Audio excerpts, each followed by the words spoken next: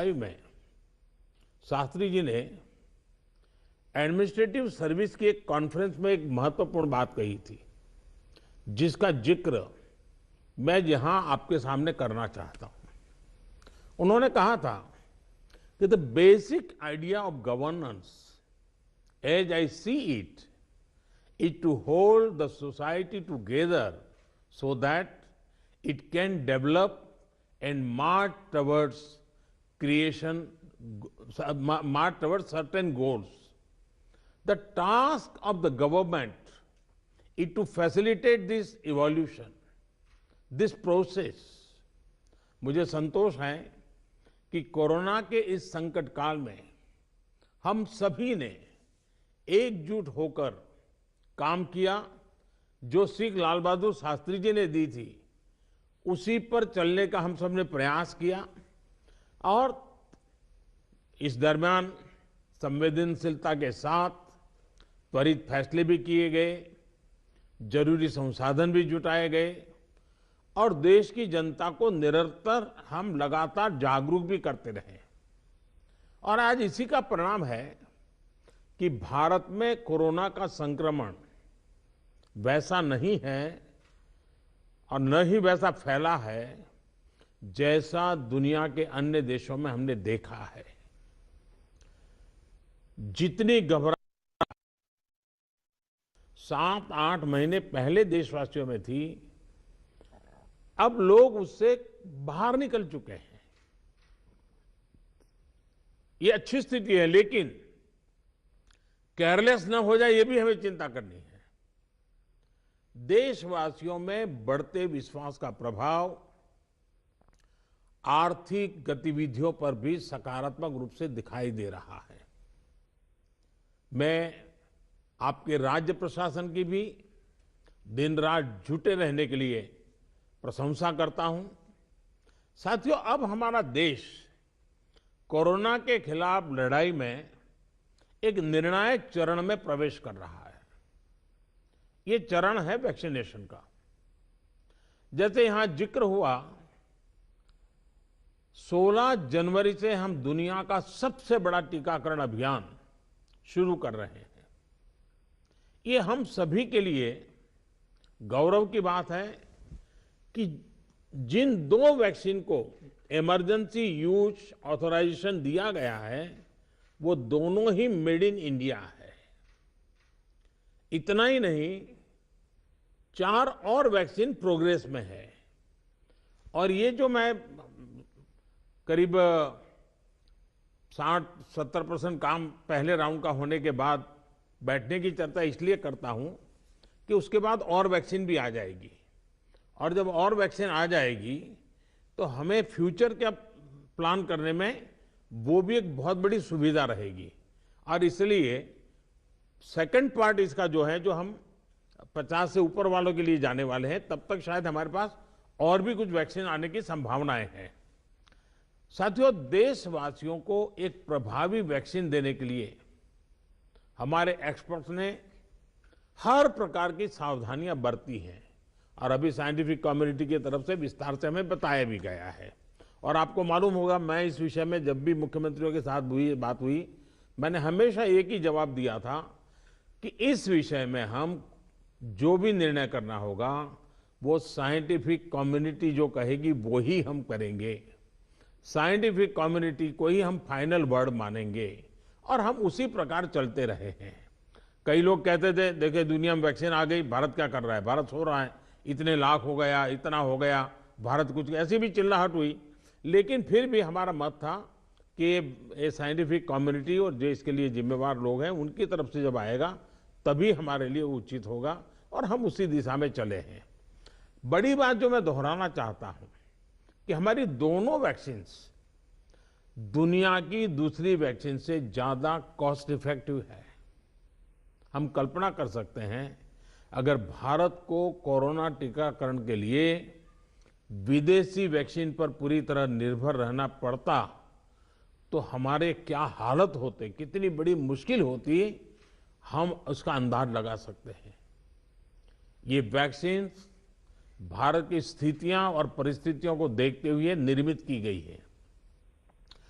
भारत के टीकाकरण का जो अनुभव है, जो दूर सुदूर क्षेत्रों तक पहुंचने की व्यवस्थाएं हैं, वो कोरोना वैक्सीनेशन कार्यक्रम में बहुत उपयोगी सिद्ध होने वाली है। साथियों, आप सभी राज्यों के साथ सलाह मशवरा करके ही ये तय किया गया है कि टीकाकरण अभियान की शुरुआत में किसे प्राथमिकता दी जाएगी।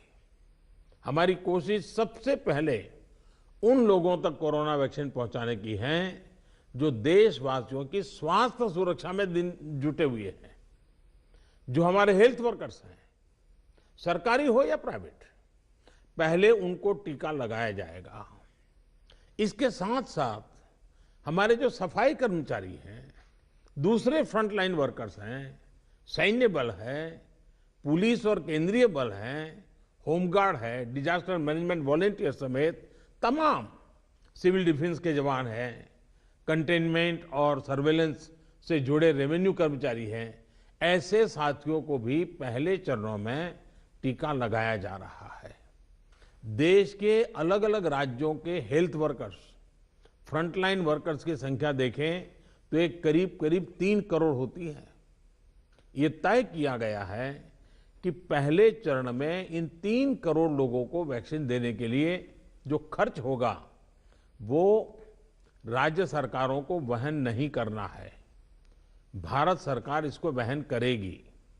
साथियों, वैक्सीनेशन के दूसरे चरण में, वैसे एक प्रकार से वो तीसरा चरण हो जाएगा, लेकिन हम अगर इन 3 करोड़ को एक माने तो दूसरा चरण 50 वर्ष से ऊपर के सभी लोगों को और 50 वर्ष से नीचे के उन बीमार लोगों को जिनको संक्रमण का सबसे ज्यादा खतरा है, उनको टीका लगाया जाएगा। आप सभी परिचित हैं कि बीते कुछ हफ्तों में जरूरी इंफ्रास्ट्रक्चर से लेकर लॉजिस्टिक तक की तैयारियां सभी राज्यों और केंद्र शासित प्रदेशों के साथ विचार विमर्श करके, लगातार मीटिंगें करके, मॉड्यूल्स बना करके इसको पूरा किया गया है। देश के लगभग हर जिले में ड्राई रन्स भी पूरे हो चुके हैं। इतने बड़े देश में सभी जिलों में ड्राई रन्स हो जाना, ये भी अपने आप में हमारी काफी बड़ी कैपेबिलिटी को दिखाता है। हमारी जो नई तैयारियां हैं, जो कोविड के एसओपीज हैं, उनको अब हमें अपने पुराने अनुभवों के साथ जोड़ना है। भारत में पहले से ही अनेक यूनिवर्सल इम्यूनाइजेशन प्रोग्राम ऑलरेडी चल रहे हैं, हमारे लोग बड़ी सफलतापूर्वक कर भी रहे हैं। मिशंस रूबेला जैसी बीमारियों के खिलाफ भी व्यापक कैंपेन हम लोग चला चुके हैं। दुनिया के सबसे बड़े चुनाव और देश के कोने कोने तक पहुंचकर मतदान की सुविधा देने का भी हमारे पास एक बहुत ही अच्छा अनुभव है। इसके लिए जो बूथ स्तर की रणनीति हम बनाते हैं, उसी को हमें यहां भी प्रयोग में लाना है। साथियों, इस टीकाकरण अभियान में सबसे अहम उनकी पहचान और मॉनिटरिंग का है जिनको टीका लगाना है। इसके लिए आधुनिक टेक्नोलॉजी का उपयोग करते हुए कोविन नाम का एक डिजिटल प्लेटफॉर्म भी बनाया गया है। आधार की मदद से लाभार्थियों की पहचान भी की जाएगी और उनको दूसरी डोज समय पर मिले, ये भी सुनिश्चित किया जाएगा। मेरा आप सभी से विशेष आग्रह रहेगा कि टीकाकरण से जुड़ा रियल टाइम डेटा कोविन पर अपलोड हो, ये सुनिश्चित करना है। इससे जरा सी चूक भी इस मिशन को नुकसान पहुंच सकता है। कोविन पहले टीके के बाद एक डिजिटल वैक्सीनेशन सर्टिफिकेट जनरेट करेगा। लाभार्थी को यह सर्टिफिकेट टीका लगाने के बाद डिजिटली तुरंत देना जरूरी है, ताकि उसे सर्टिफिकेट लेने के लिए फिर ना आना पड़े। किसको टीका लग चुका है, ये तो इस सर्टिफिकेट से पता चलेगा ही, साथ ही दूसरी डोज उसको कब लगेगी, इसके रिमाइंडर के रूप में भी ये काम करेगा। दूसरी डोज के बाद फाइनल सर्टिफिकेट दिया जाएगा। साथियों, भारत जो करने वाला है, उसे दुनिया के अनेक देश फिर फॉलो करेंगे। इसलिए हमारी जिम्मेदारी बहुत ज्यादा है। एक और अहम तथ्य है जिसका हमें ध्यान रखना है। दुनिया के 50 देशों में 3-4 सप्ताह से वैक्सीनेशन का काम चल रहा है। करीब करीब 1 महीना हुआ, लेकिन अब भी करीब करीब 2.5 करोड़ लोग ही वैक्सीन हो पाई है पूरी दुनिया में। उनकी अपनी तैयारियां हैं, उनका अपना अनुभव है, उनका सामर्थ्य है, वो अपने तरीके से कर रहे हैं। लेकिन अब भारत में हमें अगले कुछ महीनों में ही लगभग 30 करोड़ आबादी के टीकाकरण का लक्ष्य हासिल करना है। इस चुनौती का पूर्वानुमान लगाते हुए ही बीते महीनों में भारत ने बहुत व्यापक तैयारियां की हैं। कोरोना की वैक्सीन से अगर किसी को कुछ असहजता होती है तो उसके लिए भी जरूरी प्रबंध किए गए हैं। यूनिवर्सल इम्यूनाइजेशन प्रोग्राम में पहले से ही इसके लिए एक मैकेनिज्म हमारे पास रहता है। कोरोना टीकाकरण के लिए इसको और मजबूत किया गया है। साथियों, वैक्सीन और टीकाकरण की इन बातों के बीच हमें ये भी याद रखना है कि कोविड से जुड़े जो प्रोटोकॉल हम फॉलो करते आ रहे हैं, उनको इस पूरी प्रक्रिया के दरमियान भी बनाए रखना है। थोड़ा सा भी लूजनेस नुकसान कर सकता है।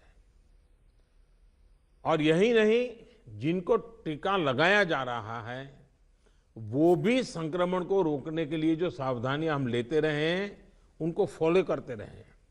ये सुनिश्चित करना ही होगा। एक और बात जिस पर हमें बहुत गंभीरता से काम करना है, हर राज्य, हर केंद्र शासित प्रदेश को ये सुनिश्चित करना होगा कि अफवाहों पर, वैक्सीन से जुड़े अपप्रचार को कोई हवा न मिले। इफ्स और बट्स से बात नहीं होनी चाहिए।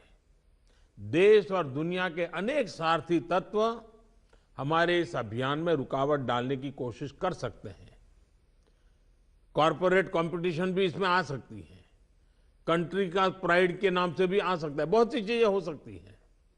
ऐसी हर कोशिश को देश के हर नागरिक तक सही जानकारी पहुंचाकर हमें नाकाम करना है।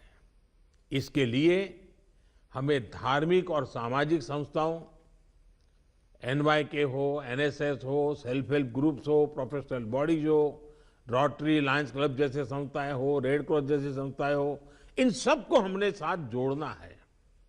जो हमारी रूटीन स्वास्थ्य सेवा है, जो दूसरे टीकाकरण अभियान, वो भी ठीक से चलते रहें, इसका भी हमने ध्यान रखना है। क्योंकि हमें मालूम है कि हम 16 को शुरू कर रहे हैं, लेकिन हमारी 17 को एक रूटीन वैक्सीन का भी डेट है। तो इसलिए हमारा जो रूटीन वैक्सीन का काम चलता है वो भी कहीं डैमेज नहीं होना चाहिए। आखिरी में एक और गंभीर विषय के बारे में आपसे जरूर बात करना चाहता हूं। देश के 9 राज्यों में बर्ड फ्लू की पुष्टि हुई है। ये राज्य हैं केरला, राजस्थान, हिमाचल प्रदेश, गुजरात, हरियाणा, उत्तर प्रदेश, मध्य प्रदेश, दिल्ली और महाराष्ट्र। बर्ड फ्लू से निपटने के लिए पशुपालन मंत्रालय द्वारा कार्य योजना बनाई गई है, जिसका तत्परता से पालन आवश्यक है। इसमें डिस्ट्रिक्ट मजिस्ट्रेट की भी बड़ी भूमिका है। मेरा आग्रह है कि प्रभावित राज्यों के मुख्यमंत्री साथी भी मुख्य सचिवों के माध्यम से सभी डिस्ट्रिक्ट मजिस्ट्रेट का मार्गदर्शन करें। जिन राज्यों में अभी बर्ड फ्लू नहीं पहुंचा है, वहां की राज्य सरकारों को भी पूरी तरह सतर्क रहना होगा। हमें सभी राज्यों, स्थानीय प्रशासन को वाटर बॉडीज के आसपास, पक्षी बाजारों में, जू में, पोल्ट्री फार्म इत्यादि पर निरंतर निगरानी रखनी है, ताकि पक्षियों के बीमार होने की जानकारी प्राथमिकता पर मिले। बर्ड फ्लू की जांच के लिए जो लेबोरेटरीज हैं, वहां समय पर सैंपल भेजने सही स्थिति का जल्दी पता लगेगा और स्थानीय प्रशासन भी उतनी ही तेजी से कार्रवाई कर पाएगा। वन विभाग हो, स्वास्थ्य विभाग, पशुपालन विभाग के बीच जितना अधिक कोऑर्डिनेशन होगा, उतनी ही तेजी से हम बर्ड फ्लू के नियंत्रण में सफल होंगे। बर्ड फ्लू को लेकर लोगों में अफवाहें न फैलें, इसे भी हमें देखना होगा। मुझे पूरा विश्वास है कि हमारे एकजुट प्रयास हर चुनौती से देश को बाहर निकालेगा। मैं फिर एक बार आप सबका बहुत आभारी हूं और 60% काम होने के बाद हम दोबारा एक बार बैठ करके रिव्यू करेंगे। उस समय जरा विस्तार से भी बात करेंगे और तब तक कुछ नई वैक्सीन आ जाए तो उसको भी हम संज्ञान में लेकर के आगे की अपनी रणनीति बनाएंगे।